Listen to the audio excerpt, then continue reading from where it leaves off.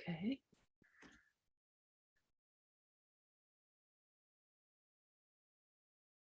Guess we can continue. Yes, Shema, I would like just to remind everyone for a second about our updated schedule for today. So now we will have 1 hour teaching. After that, we'll have 1 hour break for lunch.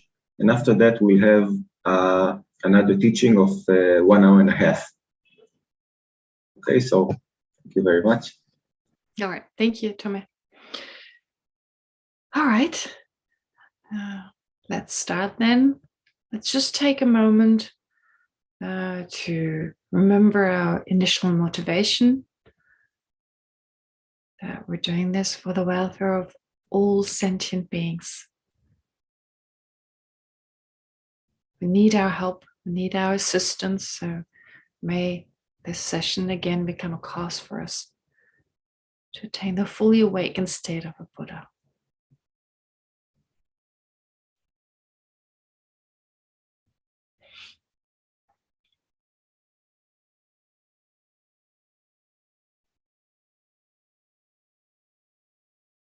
All right. Okay. So where did we get to? Well, in this little booklet I gave out, and this is according to the way we studied, and I'll follow this order. Well, having briefly introduced what are the two types of Buddha nature as set forth by the Prasangika, by the middle way school Prasangika, now follows an explanation of how they're set forth in the different philosophical systems. Now,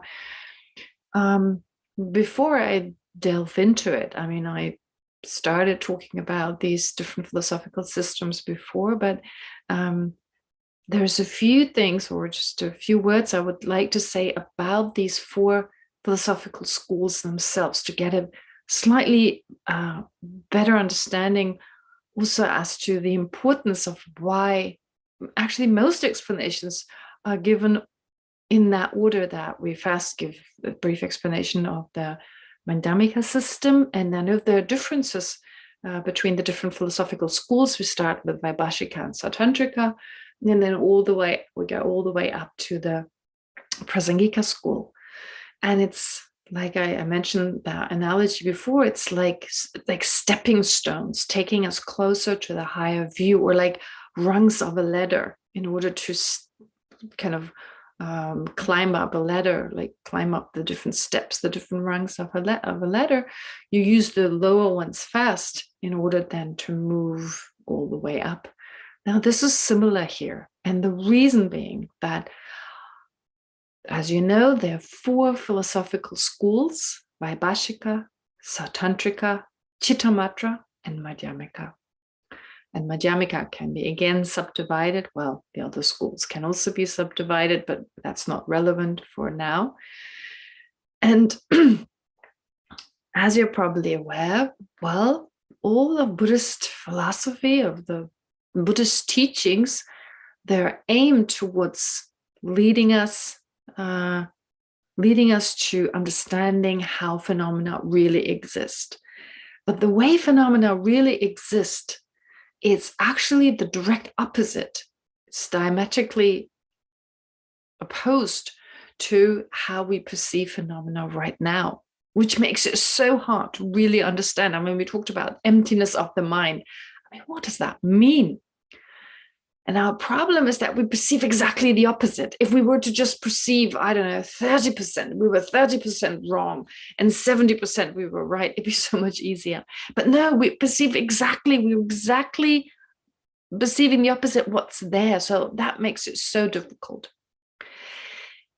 And if we receive explanations on how phenomena really exist right from the beginning, I mean, yeah, we may listen to the Dharma, but we won't fully understand. So the other philosophical schools, they ease us into these difficult ideas. So this is true for emptiness, but it's also true for understanding Buddha nature.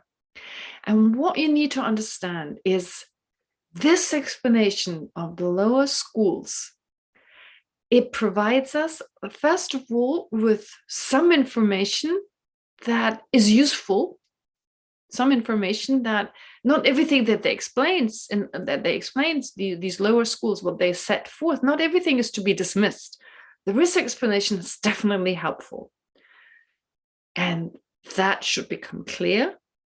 And then there's some explanation that needs to be dismissed. And that also needs to be clear, that there are certain aspects. Oh, so this part I can take on. This helps me. This explanation that's part of the lower schools is definitely a stepping stone. It takes me to a better understanding. But there are certain aspects that they assert, certain ideas that they hold that reflect even possibly my own wrong views, but I need to become aware of them. They're set forth by these lower schools. I recognize I hold these views actually myself. I wasn't even aware of them, but they need to consciously be dismissed. They need to be refuted. Okay, so now before I present this to you according to the Chitta, with respect to this topic, Buddha nature, I'd like to say just a few words, as I said, about these 4 schools. Okay. Here I'll explain Chittamatra and Vaibhashika and Vaibhashika and Swatantrika together. They're usually explained together in many situations, with regard to many topics, you put the 2 together. Right. That is Vaibhashika and Swatantrika. They are the schools that are the closest to our ordinary sense of reality. In what way? Well, they definitely propound the mind. So those are aspects that are helpful. They talk about the mind. Okay, so that's new. If you start learning these 2 schools, you learn about that. But in what way are they close? Are they the closest in terms of our understanding of reality? Well, because they say phenomena, the things around us, so our daily life, let's put it that way, the things around us, the people, the things we see, the tables, the chairs, the houses, the cars, and so forth, everything exists the way it appears. They say, well, it seems to be out there, existing objectively, independent of the mind, and that's how it exists. You don't need mind. They do emphasize the mind, the importance of the mind, but not to the degree as the higher schools do. And they basically say, yeah, well, the self, they do talk about the self not existing the same way as it appears. They introduce that idea. They do introduce the idea of the mind, absolutely. Impermanence, huge explanation, a lot of explanations on that. Also the suffering nature of existence, but especially when it comes to emptiness, no, there's no explanation of emptiness, of the external world existing in any other way. They're saying basically, yeah, there's this objective world out there. So that's reassuring when you first come to the Dharma, kind of like, oof, they're already denying a certain type of self, some self-sufficient, substantially existent self. Yeah, they deny that. But at least body and mind, or the world around us, there's not much change there, except it's in the nature of suffering and it's impermanent. All right. The Chittamatra school, the next school, takes a really drastic step in that they say there's only mind. So initially, the other 2 schools seem to suggest the external world, no worries. There's mind, there's the external world, they interact, but not that much more. Okay. I mean, a little bit more in terms of, like I said, suffering, and the self really doesn't exist that way, but that's it. The Chittamatra school takes us in a totally different direction. It tells us there's only mind. Phenomena out there, that's just an illusion. They appear to be external, they appear to be existing outside of our mind, but they don't exist that way. Now that's new. And it's very effective in that we go from, whoa, there's everything there, to like, there's only mind. So this imbalance we're in right now, from like everything exists objectively, this extreme goes to another extreme. There's only mind, but mind truly exists inherently. Just the phenomena that are appearing to it, the external world, that doesn't. Now that's really helpful in terms of, you go to one extreme, you fold towards, or you lean too far to one side. In order to reach the middle, you first need to lean more extreme to the other side. And that's what this does. So it's very helpful. It explains a lot about the mind. It gives a lot of explanations on imprints. So those are the bits we take with us. Previously, with the Swatantrika and Swatantrika, this objective world, that is definitely refuted, but we take bits and pieces with us, like the way they explain the self, impermanence, the suffering nature, that we take with us. In the Chittamatra school, there are bits we take with us in order to continue with the highest school. So the importance of the mind, the imprints, how the mind does determine our experiences is much more emphasized as opposed to the lower schools, Vaibhashika and Swatantrika. But what is being dismissed, what is later on refuted? Well, that there's no external existence. So you see, there's something that helps us to continue to move up the rungs of the ladder, I mean, to continue up to the highest school. But there are also bits, it helps us to understand that, bits that we need to refute, so that the mind doesn't exist inherently, for instance, and that there are external phenomena, and that there's a middle between saying the mind is so important, but still we can account for the world around us. And that's when we move to the middle way school. The middle way school can be divided into Swatantrika and Prasangika. Swatantrika doesn't go all the way saying there's nothing that can be found. If you search for the I, if you search for things, it's not findable. They say, yeah, the self doesn't exist independently, self-sufficiently. It doesn't exist as like a separate entity from mind and body. Yes, but you can't find the self upon analysis? Oh, no way. That is too extreme for the Swatantrika Madhyamika. They would say, no, that's too extreme. So they don't talk of lack of inherent existence, but lack of true existence, where they allow for external existence, at least one sub-school of the Swatantrika, allowing for external existence, but saying that all phenomena lack, it's called true existence. And then, of course, you have the high school, Prasangika, that goes all the way. Like, there's nothing inherently there. If you look for something, you search for the essence of this, that, and the other, you won't find anything. So on the ultimate level, there's nothing findable. So they are the most radical. The Prasangika school, they're most radical, but it's difficult to go from zero to totally radical. And that's why we move through the other schools. So I hope this brief kind of overview over the different schools helps us. But what I just said is mainly from the point of view of emptiness, but also from the point of view of Buddha nature, we can see this progression. All right, so in what way? And now I'll explain Buddha nature according to the Vaibhashika and the Swatantrika. Again, there are aspects we can take on, and there are aspects we need to dismiss, aspects that are not accepted. All right, so, and like I said, they're the closest to the way we can, the closest to our ordinary way of thinking. They reflect most of our ordinary way of thinking. First of all, Buddhahood is so far from our mind that we can evolve, that we can realize reality. Just check your own mind. When you first came to the Dharma, Buddhahood, what does that even mean? It's a strange word. Initially, you don't even know how to spell it. And then what is a Buddha? It seems like some kind of fairy tale. So very difficult to identify with.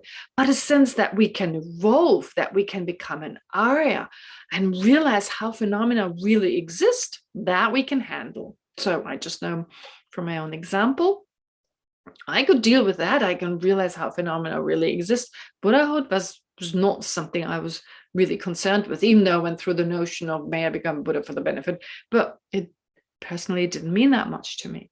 So therefore, here in the Vaibhashika and Swatantrika school, they don't speak of Buddha nature, but of Arya nature. And they say not everyone's got it.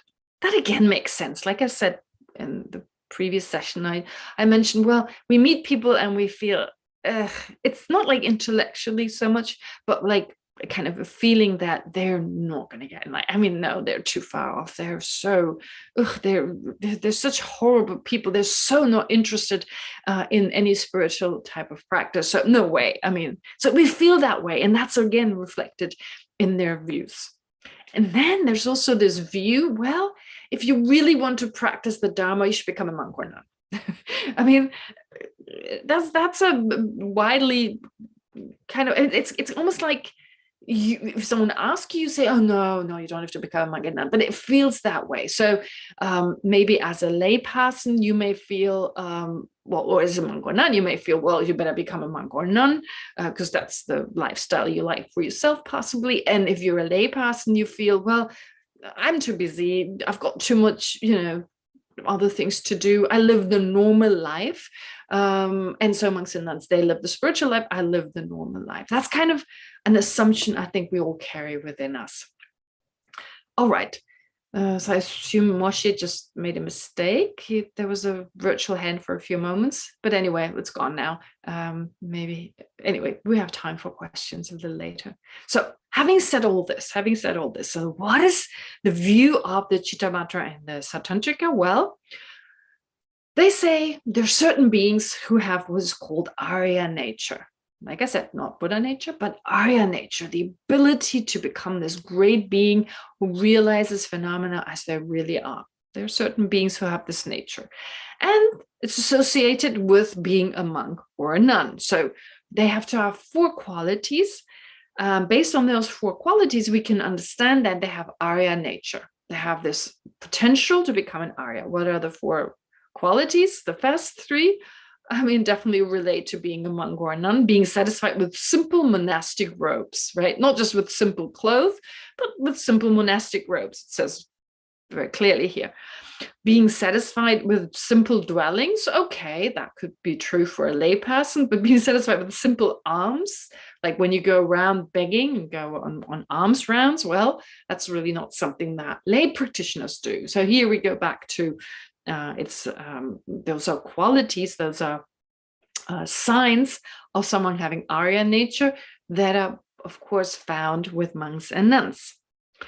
And in these traditions also, it's more monks, it's much more emphasized, like being a monk. You find in the Vaibhashika and Swatantrika texts that it's recommended to be a woman to be a man. And if someone wants to practice the Dharma, they should make prayers to be reborn as a man.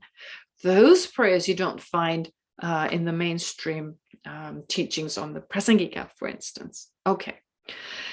Anyway, having said all that, so what is it we can dismiss and what is it we can take on? First of all, what can we dismiss? Well, you don't have to be a monk or a nun.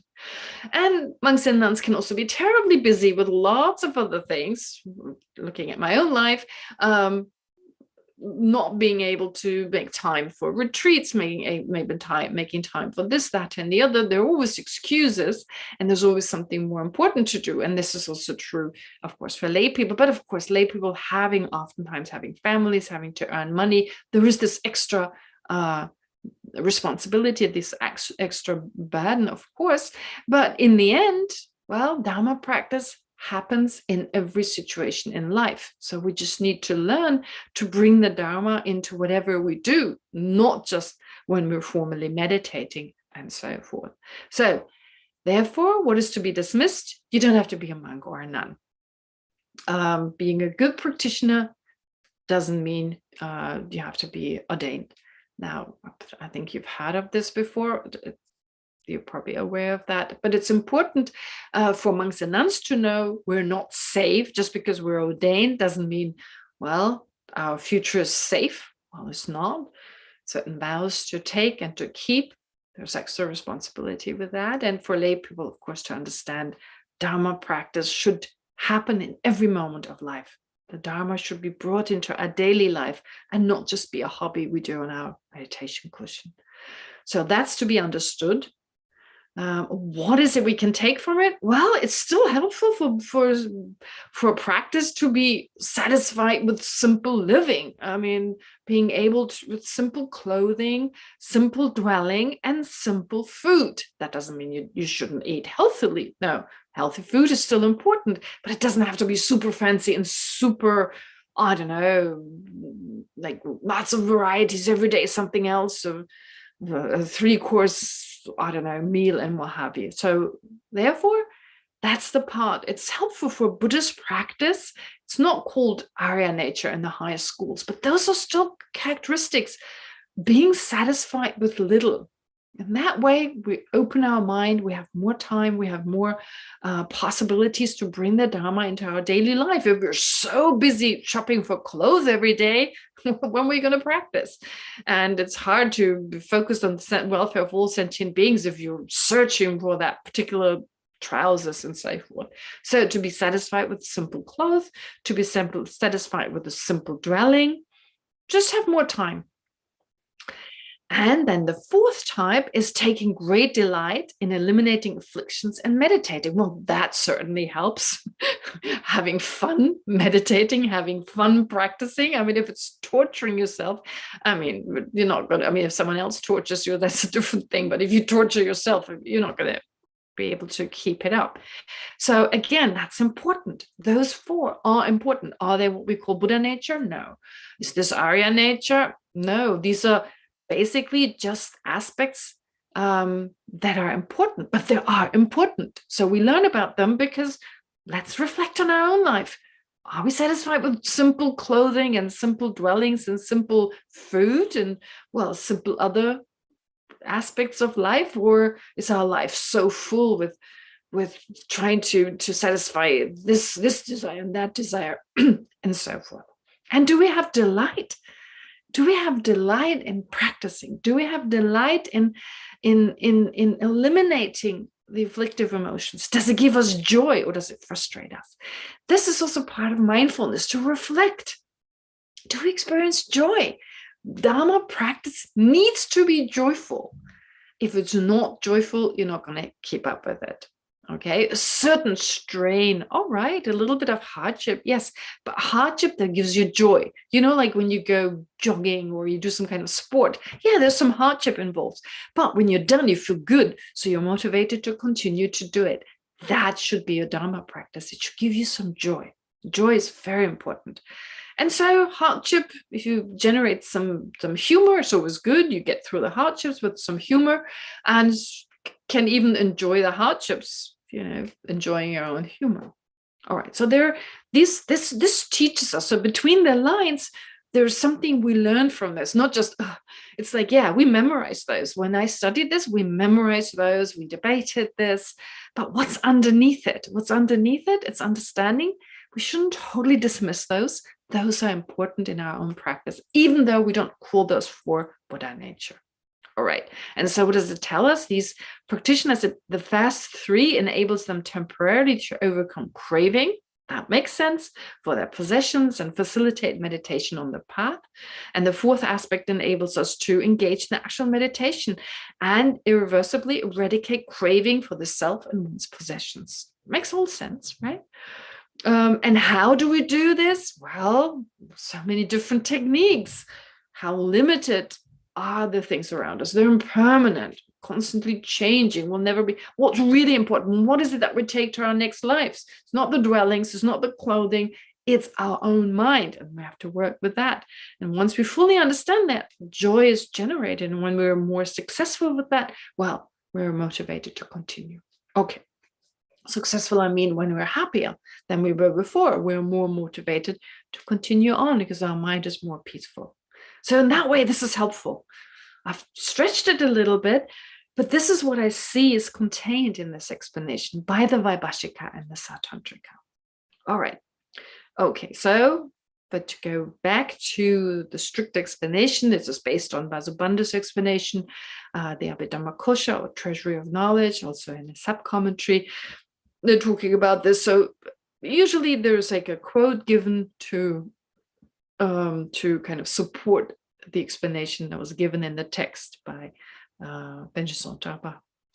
So why are they called Arya nature? Because these are qualities from which an Arya is generated. A person who realizes selflessness is generated. And not everyone's got them. Some possess this right from the beginning. I mean, where's this? It says here on page 8, and you don't need to follow the text as such, but you know it's in that there. So please don't start looking for it. I'll just explain. But there's a quote given. Lama Tsongkhapa explains that this type of Buddha nature, according to the Vaibhashika and the Swatantrika, they say some have this nature from the start. So have always had it, always had this nature. And some change through training. Some they train in the Dharma and they generate these qualities. This is how we look at people. We have this sense it's in the nature of this person, as if they've always been like that. Oh, and that person is not in their nature, but they can become like that. The second view, of course, is correct. But the first view that someone has always been like that, well, we've existed since beginningless time, and to say we've always had this nature, well, it's more likely that since beginningless time we've had afflictive emotions, and at some point we were able to generate these qualities, and we've now had them maybe for a few lifetimes, and for some of us, well, we haven't had them, but we developed them in this lifetime. So there's an aspect we can take on, the fact that it can be developed through training, but that some people have this naturally, these abilities. I don't think so. I mean, as in like, we naturally have afflictive emotions, that's for sure. Naturally, well, temporarily, naturally, like we're born with them, we've always had them, let's put it that way, although they're not in the nature of our mind. All right, so that is basically Vaibhashika and Swatantrika. And Swatantrika, there are some Swatantrikas, as briefly mentioned here, that lean towards the Chittamatra, but just lean towards them. And we'll see now, what is the Chittamatra? The mind-only school tell us about Buddha nature. All right, so that's explained on page, let me see. Oh yeah, that's page 10. So please allow me to jump a little bit. Just because we don't need to go, like I said, go through everything. The course is quite short, and just for you to get the essence. So Buddha nature, according to the Chittamatra school, it's explained in a sutra called the Abhidharma Sutra. You're probably aware that in the Tibetan Buddhist tradition, there are two types of Abhidharma texts. And based on that, two types of Abhidharma traditions. You talk of the lower Abhidharma and the higher Abhidharma. So the lower Abhidharma refers to mainly Vasubandhu's Abhidharma Kosha, where he just explains basically the Vaibhashika and the Swatantrika. So those two views are presented in the Abhidharma Kosha. Actually, the Abhidharma Kosha is said to be from the point of view of the Swatantrika school by way of refuting some of the assertions of the Vaibhashika. But the way the author Vasubandhu does that is by presenting the Vaibhashika view. So it's a great source for the Vaibhashika school, for both schools, Swatantrika and Vaibhashika. So that is the Abhidharma Kosha. But there's this other tradition of the higher Abhidharma, which is by a Sangha. It's the compendium of Abhidharma, which is from the point of view of the Chittamatra. And it's a little different. It gives similar explanations of mental factors, for instance, they're explained, and certain things about the mind. So psychology is explained in there, but it's a Chittamatra. And so here, the Abhidharma Sutras here, they're like the higher Abhidharma, which explains, therefore, also the Chittamatra school. So, Buddha nature of bodhisattvas, what are Buddha nature? Here, they use the word Buddha nature, as you may notice. So, whereas I've already was pointed out too, so Vaibhashika and Swatantrika don't use the word Buddha nature, because anyway, they don't assert that everyone can become enlightened. But that view that not everyone can become enlightened, that is refuted by Chittamatra and Madhyamika, those two tenet systems, which are very adamant on the fact that, well, in general, that sentient beings, all sentient beings can become enlightened. Though we have to differentiate, there's the Chittamatra that follows scriptures, they don't accept that. So there are some who follow more the Vaibhashika and the Swatantrika, in at least this view that not everyone can become enlightened. But the Chittamatra that follows reasoning, and of course the Madhyamika school, they say everyone can attain the enlightenment of a Buddha. All right, so what does it tell us? What does the Abhidharma Sutra, what do they teach us with regard to Buddha nature? Well, it is that which has existed without obstruction since beginningless time. So we've had Buddha nature at least since beginningless time. Previously, I said Arya nature, the way it's explained by the Vaibhashika and the Swatantrika, explained as being satisfied with simple dwellings and so forth. Well, I don't think we've had that since beginningless time. We've gone through different times in our different lives. I don't think there's a single sentient being you can say since beginningless time they were satisfied with simple dwellings and so forth. That I don't think is the case. But the way Buddha nature is explained according to the Chittamatra school or the Prasangika school, that we've had this since beginningless time, yes, I can totally agree with, because in the Prasangika school, we've had mental consciousness since beginningless time. So we've had Buddha nature also since beginningless time. All right.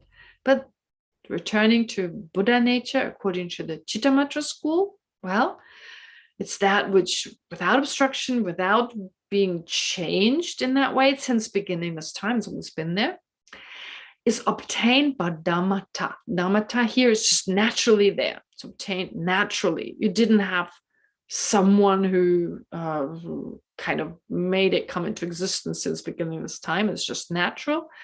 And it's the distinctive feature of the 6 sense sources. So 6 sense sources, some interpret this to mean the 6th sense source, which is the mental consciousness. And really, that makes most sense. So anyway, the Chittamatra school, it sets forth these 3 qualities. And actually, those 3, the Prasangika has no problem with. It's existed since beginningless time, although it's explained differently, slightly differently. It's explained differently, otherwise we would mention it. If it was the same, why mention it here? No, their view is different as we come to see, but those 3 qualities, no problem with that. 3 qualities are true. They are accepted.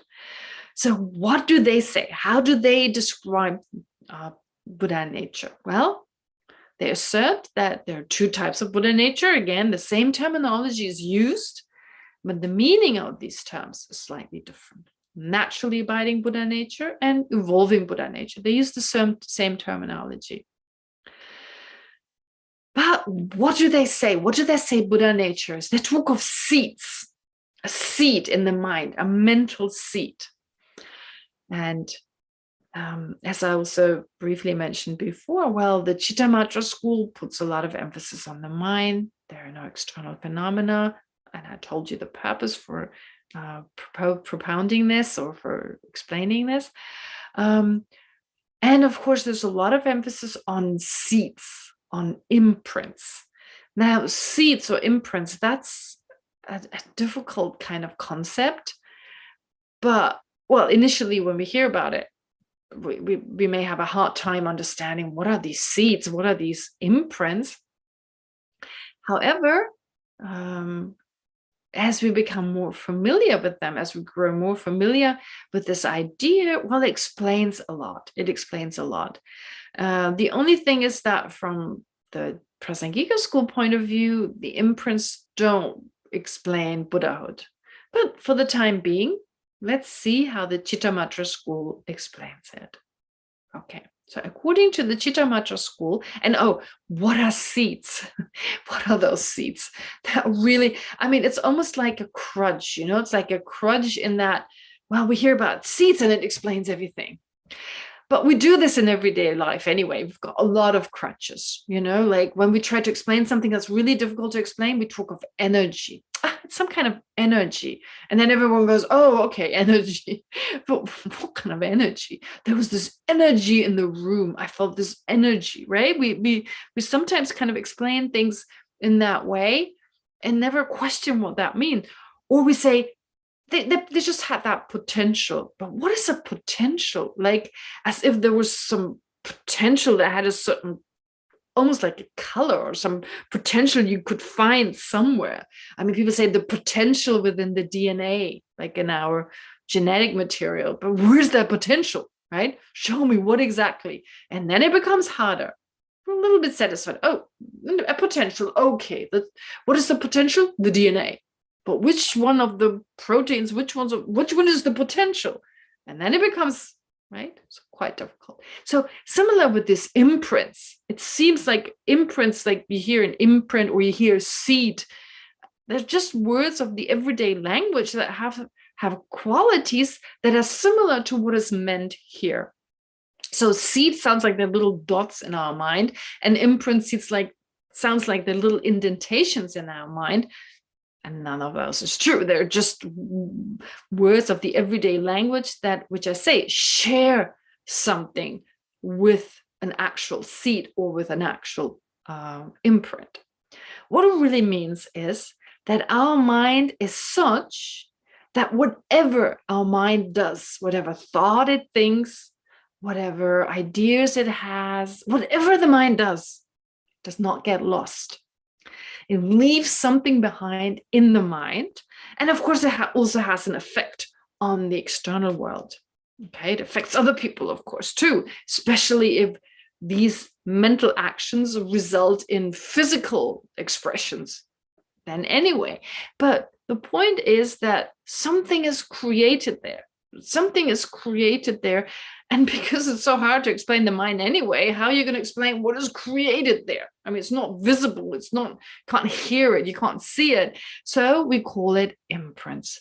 That something is now different in the mind, and that's called imprint. And that residue, something left in the mind, like a type of residue. So it's called seeds because it has the potential to give rise to a certain result. In particular, when we talk of these imprints or these residues being functioning like karma. From the point of view of function, we describe them as like karmic seeds or karmic imprints.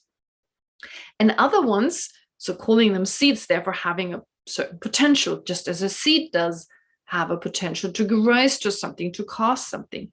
An imprint has this idea of a residue being in accordance with the thought we had, leaving a residue. So if it was an angry thought, there's something left on the mind that corresponds to that angry thought. If it was a loving mind, there's something left behind in the mind that corresponds to that loving thought. Therefore, in that way, we use both words. Okay, so seeds or imprints, but let's be clear, they're not little dots and they're not actual imprints in the sense of a footprint in the sand or in the snow. All right, having said that, there's something in the mind called seed that is called Buddha nature. It's that some function of the mind that allows for the mind, that enables the mind to be transformed or to transform itself. Really, I mean, we say I transform my mind, but really it's the mind itself or another mind that transforms the mind, right? So it's the ability of the mind to transform itself and become the mind of a Buddha. So here you talk about, therefore, I'll read it now. According to the Chittamatra school, Buddha nature refers to the seed of the uncontaminated, exalted wisdom, which is just another way of saying it's the seed for developing the uncontaminated, exalted wisdom of a Buddha. Okay, the seed for the wisdom of a Buddha, the mind of a Buddha. So the seed here of this particular uncontaminated, exalted wisdom, i.e. wisdom of a Buddha, constitutes the potential in a sentient being's continuum that enables him or her to cultivate that wisdom, become an Arya, and become, well, eventually a Buddha. It's essential to progress on the path because it serves as so this uncontaminated, exalted wisdom here, well, it eventually leads to Buddhahood, but here I'll just read that word. I forgot here as I read it. I remember that it actually refers to the Arya wisdom, the wisdom that realizes phenomena as they really are, but of course, which enable us to remove the obstructions to liberation and the obstructions to Buddhahood, and therefore enables us to become a Buddha. It's called Buddha nature after all. Now, both naturally abiding and evolving Buddha nature are referring to seeds, those seeds left on the mind, this potential on our mind. But if they're both called that, what's the difference between them? So here, the Chittamatra school talks about the naturally abiding Buddha nature as being the potential, the seed for developing this particular wisdom which takes us to Buddhahood, that has not yet been nourished by listening, contemplating, and meditating on the Buddha Dharma. Whereas evolving Buddha nature refers to the seed of that particular wisdom that takes us to Buddhahood that has been nourished. Okay, so that's a kind of new idea. And again, there are bits and pieces to be dismissed, and there are bits and pieces that explain certain ideas that we can take on, an understanding of which is helpful. All right. Now, first of all, what can be dismissed? Well, that naturally abiding Buddha nature exists first, and evolving Buddha nature comes later, because either your mind has been nourished by listening, contemplating, and meditating on the Dharma, or it has not. It can't be both. So you can't have at the same time have naturally abiding Buddha nature and evolving Buddha nature. It doesn't work. So that would be definitely something, considering the Madhyamika, the Prasangika Madhyamika view, the highest view. Well, we have both Buddha natures at all times. Right now, we have mental consciousness and we have the emptiness of the mental consciousness. As explained earlier, this is what the two types of Buddha nature refer to according to the highest school. And therefore, this part we can dismiss. This part we cannot agree with. But that there's potential in our mind. There's this mind's ability we cannot deny. And that potential, that there's definitely, I mean, when we say the mind is Buddha nature, we talk about it, the mind having this potential. So we emphasize the mind. In the Prasangika school, the mind is more emphasized as being that which becomes the Buddha. Whereas in the Chittamatra school, it's more the potential that's emphasized, less the mind. So it's almost like differentiating between the mind and its potential. And then that helps us maybe earlier on to get a better understanding, to kind of filter it out, to separate it out and think of the potential as separate from the mind, just for the sake of understanding. That can be helpful. But in the end, we need to understand potential, the mind. I mean, you can't really separate them. Like I said early on, when you talk about the potential we have, like it's almost like you can separate it. It's the DNA, or if you take the seed, for instance, like an actual seed, like an apple seed, what is the potential for it to give rise to the sprout? It seems like there's something solid you can point at, but really in actuality, when we say potential, and this is explained by Nagarjuna, for instance, in his Fundamental Wisdom in the first chapter here, this potential is really just labeled on the fact that the seed becomes a sprout. Right? We look at the seed, we watch the seed, and based on that, the seed transforming into a sprout, we label the seed has a potential. It's not like an independent, solid, intrinsic potential that we can kind of take and say, oh, that's the potential. It's not there. It's nothing findable in that way. But as I said, the lower schools are stepping stones towards the Prasangika school. And it's sometimes helpful to kind of separate this out and talk about the potential as if it was something solid out there. It's helpful just in terms of understanding. So this is what happens with Buddha nature. Not just saying the mind itself is Buddha nature. No, it's that seed, it's that potential. All right. So that part is helpful, just for general understanding. But later on, we need to move away from that and understand we just label potential on the fact that the mind can transform. We label potential. There's no actual potential to be found. And if you look for it, we can't find it, as we can't find the mind either anyway. All right, but we learn about seeds, about potential in that way on a conventional basis. And of course, that our mind's ability can be enhanced through practice. What is the practice? Listening to the Dharma, contemplating it, and meditating on it. And here the listening aspect, I mean, His Holiness emphasizes this so much, but the perspective is wholeness. And as I mentioned this earlier on, this is why it's so important when we study the Dharma to do it with a certain type of mind. We use the same words, study in school and study the Dharma. We use the same words. And the notions we go through, like the motions we go through, so we study, we learn something, maybe we memorize it, all that is the same. But the state of mind that we start off with needs to be different to make Dharma study, and not just academic study. I think that needs to be emphasized again and again, that whenever we take a book, we read the Dharma, take that moment to generate the mind of devotion, gratitude towards the Lama, the Buddha, as those two being inseparably linked. So to receive the inspiration, sometimes called the blessing, but also the inspiration on one hand, kind of connect with the mind of a Lama and gain deeper insights, and then assisted, of course, by compassion, to consider all sentient beings, the altruistic attitude, culminating, of course, in the wish to become enlightened for all sentient beings. That those two minds, that mind of gratitude, devotion, inspiration on one hand, and compassion, altruism, and bodhicitta on the other. These two practices, they make our mind most conducive to not just gain intellectual understanding, but deeper wisdom. Therefore, here, listening to the Dharma, studying the Dharma, is talking about this causal process of learning to generate this wisdom. So learning in the sense of not competitive, ambitious learning, but learning imbued, influenced by devotion and altruism.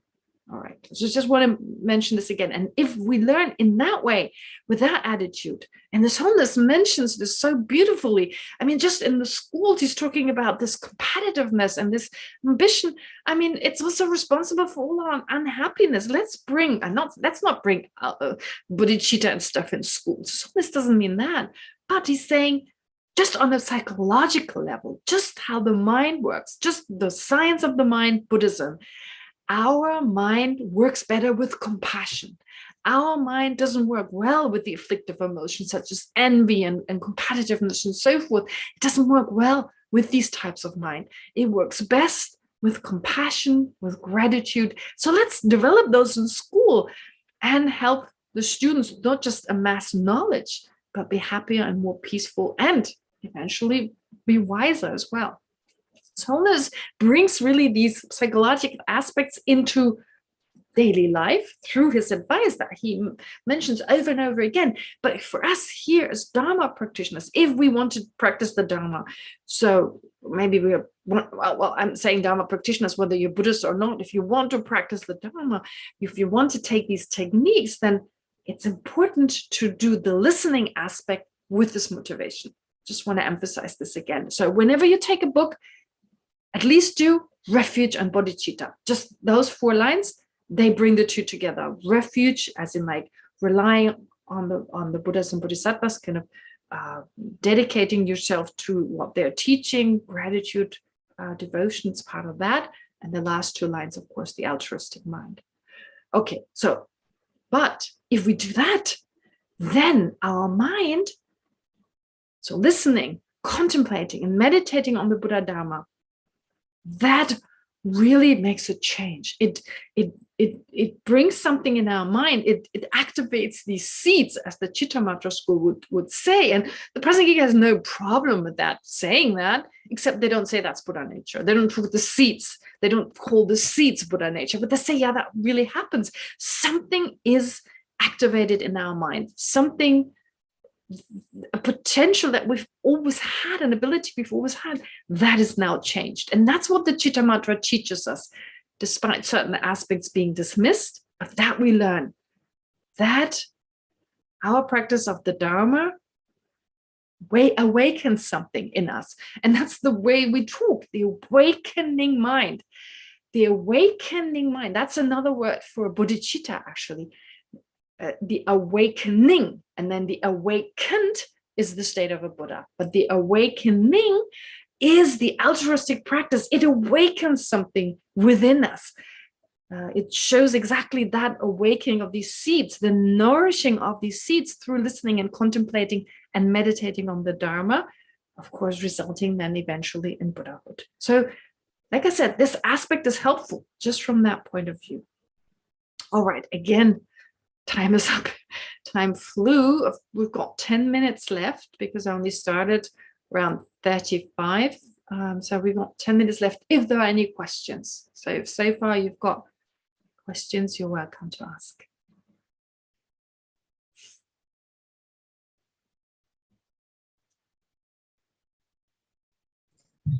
Yes, Geshe, I have a question. Please, Tom.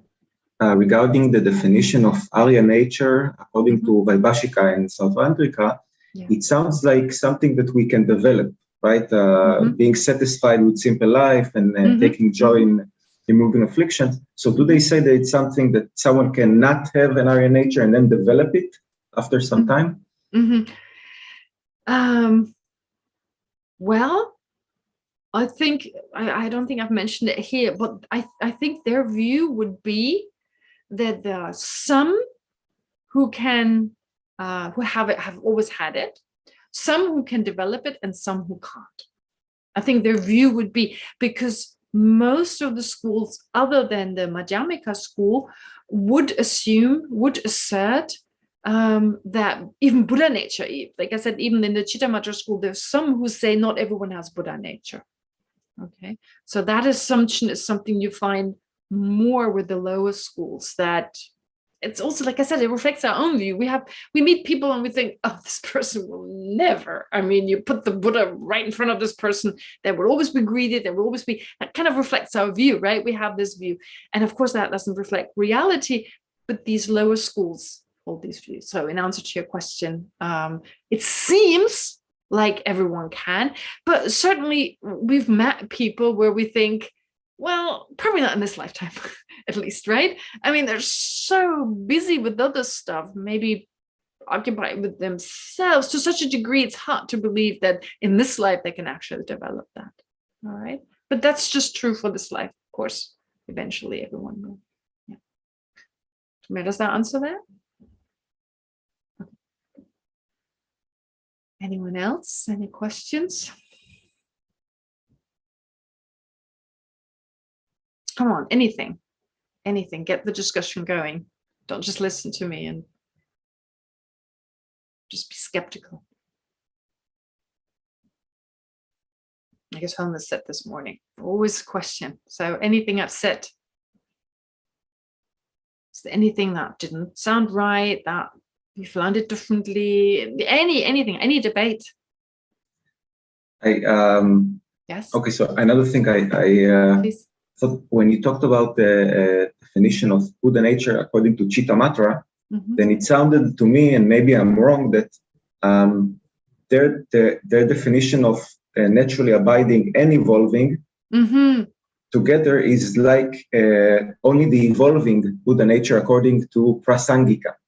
And they're just missing the emptiness part, right? So is it similar in this way, or do they have something that Prasangika doesn't talk about in their definition? Okay, so actually, naturally abiding. What do these words mean in the Chittamatra school? They refer to the seeds, and those seeds have always been there. So in that sense, naturally abiding, right? The Prasangika school would say naturally abiding because it's the natural mode of existence, refers to the emptiness of the mind. So it's naturally there. So not really in the same sense. Therefore, I mean, one is the seed and one is emptiness. So it's quite different. And the reason for naturally abiding is also slightly different, like always being there. Well, emptiness, also being there, but it's the actual nature, the ultimate nature of phenomena in that way, in that sense, naturally abiding. Then evolving Buddha nature, yes, as you said, there's some similarity, as in like the seed can evolve according to the Chittamatra school through listening and contemplating and meditating on the Dharma. This potential grows, it evolves, the seed evolves. But as I said, the Prasangika school doesn't speak of the seed. It doesn't emphasize the seed. It doesn't separate the seed from the mind. It says it's the mind itself, right? Something I briefly mentioned before, and also in other situations, that the lower systems, sometimes they use like crutches, right? It's really difficult to understand the mind, how the mind can actually become the mind of a Buddha. I mean, we don't really know much about the mind unless we have some mindfulness and observe the mind. And so therefore, it's helpful to have this idea of the seed. Okay? We can focus on the seed. It's all the seed, right? And we separate them out. We separate out the seed and the mind. However, the Prasangika school emphasizes more the mind. And therefore, what is evolving according to the Chitta Mantra school is the seed, and the Prasangika school is the mind. The emphasis is different. Does that make sense? More, please. Anything, any disagreement, any comment, any debate, any question, anything is welcome. But I don't want to hear myself talk all the time, because something needs to come from you as well. And yes, we will still meditate, but I also want to have all aspects: listening, discussing, and then, of course, meditating.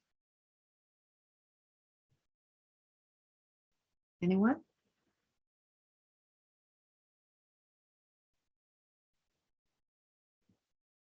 Okay, well, should I ask you some questions? Well, maybe I'll just summarize it a little bit, just to go some of the most important bits we went through. Well, as part of the reflection of this stuff, part of the study of Buddha nature, as you've heard, there are these lower schools that are extremely helpful. One from the point of view of learning something, that knowledge that is accepted also by the Prasangika school, that serves as a nice basis, but also things that are being dismissed, which what is dismissed are certain wrong views that we may hold ourselves consciously or subconsciously, and which are then expressed through these philosophical schools, and allowing us to recognize we have the same view, and then, of course, being an important step to eliminating these wrong views, dismissing it, refuting it, and in that way being able to let go of our own wrong views. So that is one of the purposes of one of the important purposes of learning about the different schools. I also described that the lowest, Vaibhashika and Swatantrika, we put the two together, there's the sense of this external world, objectively over there. Mind plays some part, but not the same importance as in the higher schools. And then you have the Chitta Mantra that goes into the other extreme. There's only mind, there's nothing externally there.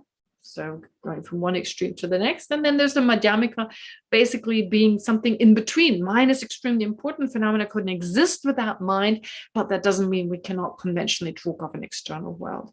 So in that setting, we also speak of here Buddha nature. So Buddha nature, according to the lower schools, what is to be dismissed? Well, the idea, first of all, that there is no Buddhahood. They say, for instance, in the Vaibhashika and Swatantrika, they don't assert Buddhahood. Some people can become Buddha, but they're rare. Only very few become Buddhas, like Buddha Shakyamuni. He is one of the very few ones. Most beings can attain the state of an arhat, liberated being, but probably also not everyone. And so in order to reach that state, you need what's called Arya nature. And Arya nature, the way they describe Arya nature, they're not referring to the mind or to seeds or any of that sort, but rather they say having 4 qualities. If you have these 4 qualities, then you have Arya nature. So these qualities really are Arya nature. And they talk about these, the first 3, the first and the third, they seem to imply you have to be a monk or a nun. A very common misapprehension. You need to be ordained to become liberated or enlightened, what have you, which of course is necessary, a tool. It's just for some people helpful. And secondly, well, these three qualities, they're basically just qualities. In what way are they Arya nature? But so these bits are to be dismissed, and also the fact that they say not everyone has them, and or some have them, have always had them, implied, or in other explanations, also in other texts, you also find that not everyone has them, and so forth. So that is to be dismissed. That cannot be accepted. But at the same time, those qualities are helpful. So that bit is helpful, to be satisfied with simple things. So not be, this is to do with a renunciation of samsara. And at the same time, to have joy, to find this joy in practicing and meditating, that's very helpful. So we can learn from that. And then secondly, we have the Chittamatra school. And well, time is up now. Don't need to repeat it anyway. I've just said it. Basically, it relates to the seeds. And we'll take an hour break now. So let's start actually again at the full hour. Now in Israel, it's getting all confused. It's 11:30 now, right? Where you are, it's 1:35. Do it again the other way around. Okay, 1:30. It's 1:30 in Israel now. So at 2:30 we'll meet again. Enjoy your lunch, and then we got an hour and a half to get together again. Okay, 1:30 we meet again. And let's again utilize the power of our own mind for the positive potential we've just accumulated, not to get lost, but let's dedicate it. May this hour we spend together become a cause for us, for our Buddha nature to further evolve, so that eventually we attain the fully enlightened state of a Buddha for the welfare of all sentient beings.